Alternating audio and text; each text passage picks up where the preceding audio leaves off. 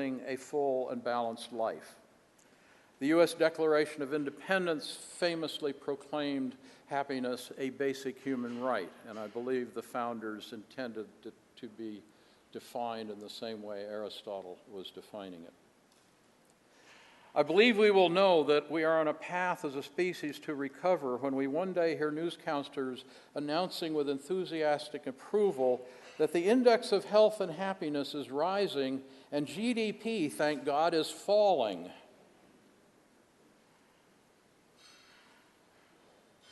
We will know that something has truly shifted and that we're beginning to get it right.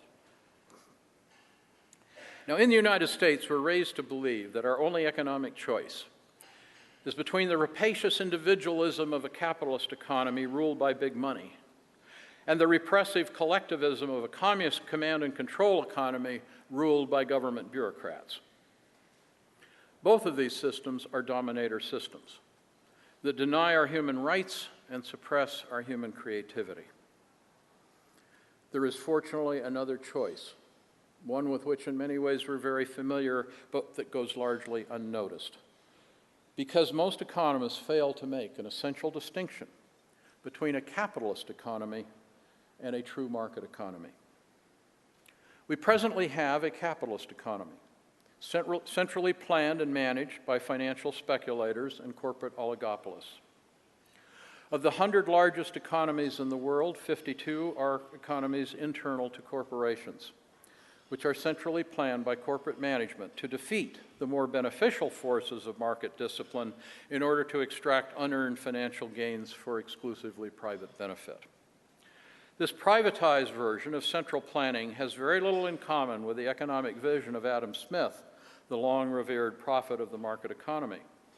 Nor does it bear much in common with the market ideal of perfect market competition exemplified by the farmer's market, in which small producers and consumers come together to exchange their wares within a context of community values and a framework of rules for fair dealing. The institution of private property has an important place in an economy devoted to equity, good health, and democracy.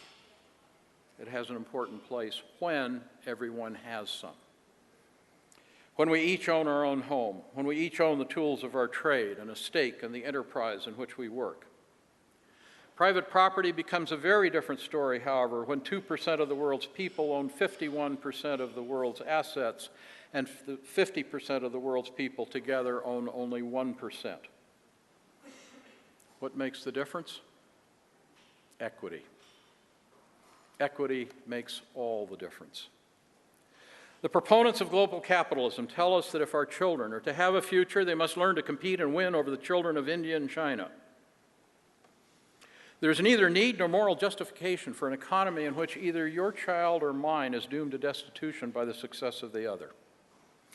Indeed, the current practical and moral imperative is for us to work together to create an economy of global cooperation based on the sharing of knowledge, technology, and culture in a common effort to create a world in which all our children can have happy, productive lives.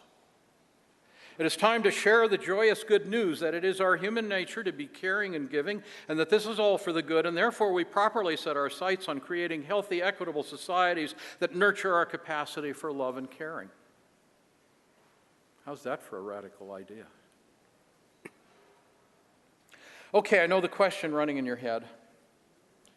Didn't this Korton guy just say it's been this way for 5,000 years? Why should we expect things to change now? The ice caps are melting. We're cooked. Here's the key to why now.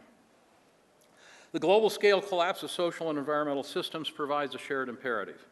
The communications capabilities of the internet provide a shared opportunity. For the first time since our earliest human ancestors walked the earth hundreds of thousands of years ago, we have the means for all the world's people to engage in a conversation of the whole, to expose the fallacies of the empire story, form global alliances for change that transcend the normal social and geographical barriers, and join in common cause to create the world of our shared dream. Meanwhile, climate change, the withdrawal of cheap oil subsidies, and a falling U.S. dollar have started to impose the mother of all market corrections as economic incentives shift from global to local economies. We foolishly devoted much of the past century to developing an economic and physical infrastructure dependent on a cheap oil subsidy that is now disappearing. It is heading for the history books, and along with it, the whole infrastructure we have built based on the premise of cheap oil is also heading for the history books. Our soon-to-become historical artifacts include long-haul transportation and the global supply chains of the corporate global economy, the SUV, chemical and energy-intensive agriculture, auto-dependent suburbia, energy and efficient single-family homes, strip malls and shopping centers populated with box stores located in the middle of nowhere. All of these are moving into the history books. Imperial nations like the United States will find it ever more costly and unproductive to try to project military power to expropriate natural resources beyond their own borders. Now we can try to put fingers in the dike to hold back the inevitable changing tide. Or we can embrace these unfolding forces as an opportunity to rebuild and restructure our economies and infrastructure in ways that enhance human and environmental health. There is enormous potential to reallocate resources from destructive to potential uses. We can reallocate from military uses to health care and environmental rejuvenation. We can reallocate from automobiles to public transit, from suburban sprawl to compact communities, from conversion to restoration of forest and agricultural lands. And I love this one. What if we took all the resources we now devote to advertising and instead devoted them to education? And what if we reallocated all the money that goes into financial speculation into local entrepreneurship? We can rebuild local supply chains and move toward local self-reliance in food, energy, and other basic essentials, starting with local agriculture based on low-input family farms. We can rebuild our cities and towns as energy-efficient living habitats with verdant green spaces, public transportation, and bustling sidewalk cultures. Those global corporations that have no prospect of producing beneficial goods and services will appropriately go out of business.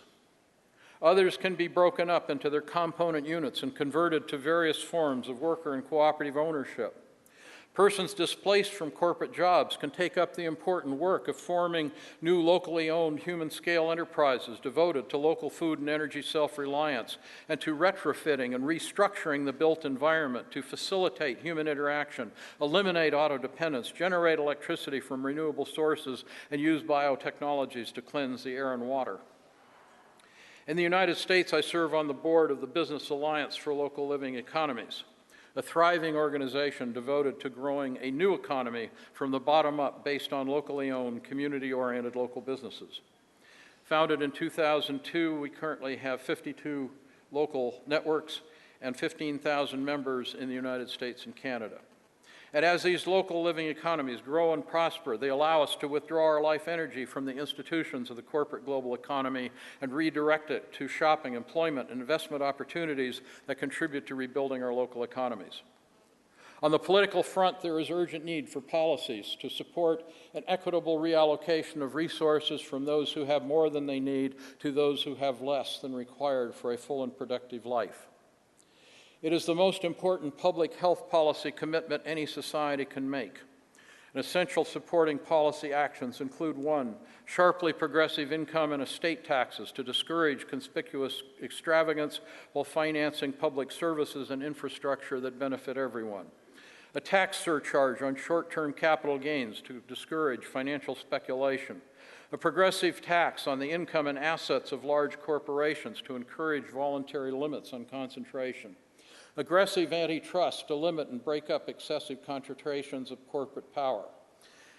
This is one that's much too complicated to go into in detail, but is an absolutely essential one. Convert our money system to a social credit money system in which government creates money by spending it into existence to fund public services and infrastructure so that the economic gains of money creation go to the public rather than to private bankers.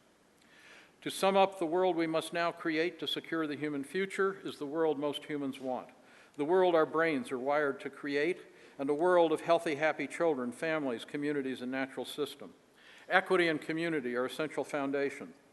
Change begins with a conversation to popularize a new story about our human possibilities and about the nature of wealth and the purpose of economic life. We have engaged that conversation